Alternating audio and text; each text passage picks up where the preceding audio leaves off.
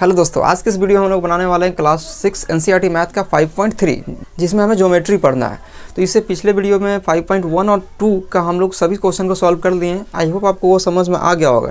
तो इस ज्योमेट्री में जो भी रूल होते हैं आप उसका नोट करते चले, जैसे आयत, त्रिभुज, भुजा, किरण, ये सारी बातें आप नोट कर ले और ध्यान में रखें। अगला आने वाले चैप्टर्स या आने वाले क्लास में ज़रूरत पड़ेगी इसकी, ठीक है।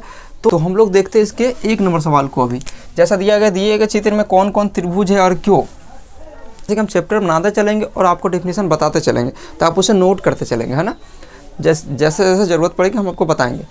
तो जैसा कि दिया गया है कि चित्र में कौन त्रिभुज है, तो त्रिभुज का डेफिनेशन होता है कि 3 भुजाओं से घिरी आकृति को त्रिभुज कहते हैं। जैसा कि चतुर्भुज में होता है 4 भुजाओं से घिरी आकृति को चतुर्भुज कहते हैं, ठीक है। कोण वगैरह के बारे में हम लोगों ने पिछले चैप्टर में पढ़ लिया था, कब कोण बनता है और किसको हम कोण कहते हैं। भुजा, किरण, ये सारी बातें हम लोग पहले पढ़ चुके हैं।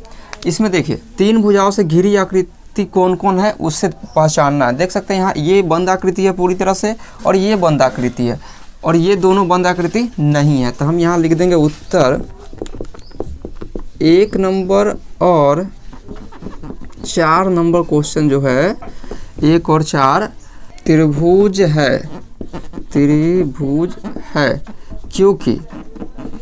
क्योंकि ये दोनों बंद आकृतियां हैं, या ये दोनों 3 भुजाओं से घिरी आकृतियां हैं। ये 3 भुजाओं से घिरी आकृति है, घिरी आकृति है, ठीक है। अब इसका हम दूसरा सवाल देखते हैं। दूसरा सवाल में दिया गया है कि त्रिभुज में कितने शीर्ष, कितनी भुजाएं और कितने कोण होते हैं। तो हम जानते हैं कि त्रिभुज में 3, देखिए जैसा कि यहाँ देखिए 3 शीर्ष, 3 कोण और 3 भुजाएं होती है, ठीक। तो वही बात यहाँ लिख देंगे। त्रिभुज में यहाँ उत्तर लिख देते हैं, उत्तर त्रिभुज में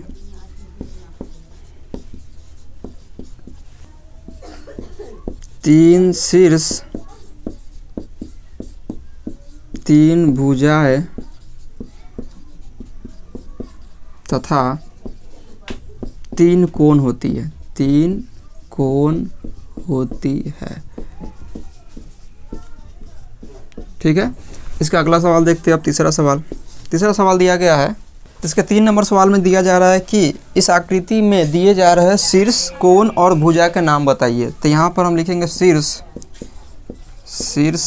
हो जाएगा इसमें R, S और T, ये 3 हो जाएगा। फिर अगर हम कोण को देखें तो कोण के बारे में हम जानते हैं कि जब 2 भुजा एक दूसरे से सटती है, मिलती है, तो उसे हम कोण कहते हैं।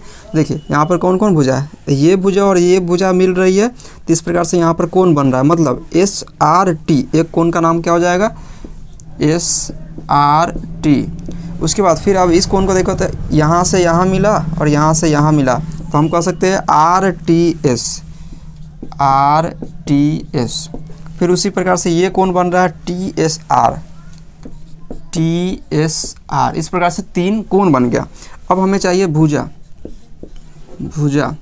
इसमें देखें हैं पिछले क्वेश्चन में आप लोगों ने 3 शीर्ष, 3 भुजा, 3 कोण, देख सकते हैं यहाँ 3 शीर्ष आया, 3 कोण आया। अब 3 भुजा भी आएगा, जैसे कि RS, ST और TR।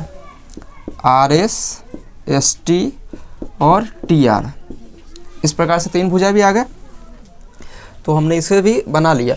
तो इसे अब अगर नोट करना चाहे तो नोट कर लीजिए। हम बनाते हैं इसका चौथा सवाल। तो इसका 4 नंबर सवाल दिया गया, आकृति में त्रिभुज CAB के अंतःभाग, बहिर्भाग और त्रिभुज पर स्थित बिंदु का नाम बताइए। जैसा कि इसमें दिया गया है P, Q और R। तो यहाँ पर इस तरह का सवाल पीछे भी हम लोग बना चुके हैं। तो इसमें बिंदु P अंदर में है, Q इस भुजा पर है और R बाहर है। तो लिखेंगे बिंदु P त्रिभुज CAB के अभ्यंतर में है, ठीक है। फिर उसी प्रकार से बिंदु Q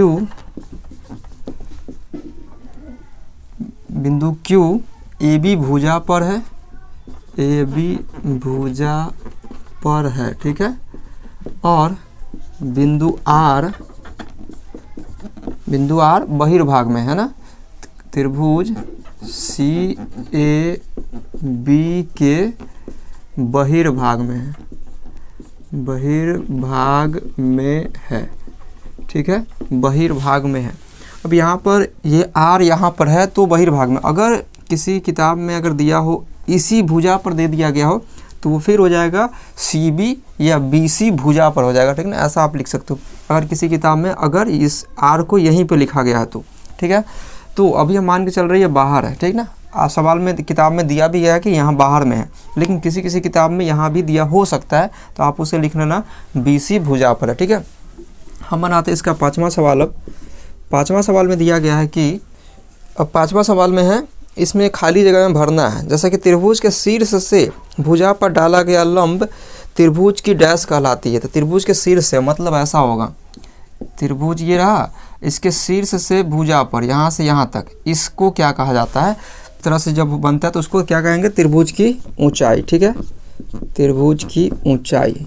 दूसरा सवाल दिया गया, त्रिभुज के शीर्ष से भुजा के मध्य बिंदु को मिलाने वाली रेखा त्रिभुज की डैश कहलाती है। देखिए ये इसका कहने का ये मतलब है, यहाँ पर ये पता नहीं था कि ये कहाँ मिल रहा है, बस ये ऊंचाई ऐसे ही था, सीधे सीधे मिल रहा था। लेकिन अगर ये ठीक इसके बीचों बीच मिले, इसके ठीक बीचों बीच मिले तो इसे क्या कहेंगे, माध्यिका कहेंगे, क्या कहेंगे, माध्यिका, माध्यिका, ठीक है, ऐसा लिखेंगे। तीसरा सवाल देखते हैं इसका।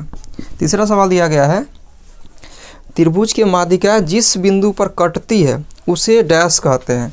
त्रिभुज की माध्यिका जैसे ये हुआ, जिस बिंदु पर कटती है उसे डैश, जैसे इसमें कितने माध्यिकाएं होंगे, इसमें 3 हो जाएंगे, देखिए ऐसे, और फिर इसके बीच से ये शीर्ष से जाएगा, तो ये जहाँ कट रहा है उसको क्या बोलेंगे, केंद्रक, क्या बोलेंगे, केंद्रक।